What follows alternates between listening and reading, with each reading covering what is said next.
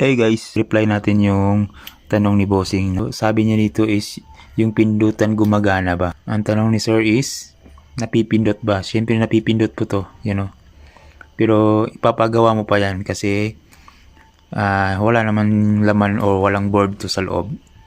Pero pwede siyang gawa ng paraan guys. Papaano mo lang sa mga nagduduplicate, Rubber siya guys, Rubber yan, rubber. So, pwede mong paganahin yung remote niya. Pero hindi ko lang alam kung paano. Pero yan, napaka-legit nito guys. At napaka-aesthetic, Matagal ko na tong tinatabi guys Kaya ngayon ko lang ito na medyo inaalikabok na nga ako. Kasi dalawa yung binili ko guys Yan. Medyo hindi na siya ganun ka tigas yung flip niya kasi inano ko na to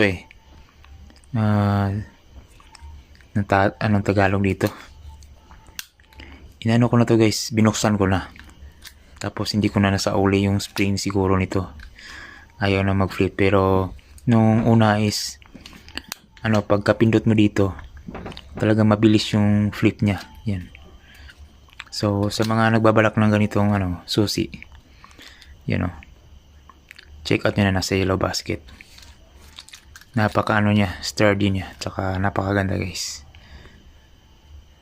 Pwede siya sa sasakyan at tsaka pwede siya sa motor guys, Basta doon na lang kayo sa mga legit na nag-duplicate guys. So nasa Yellow Basket na. Okay?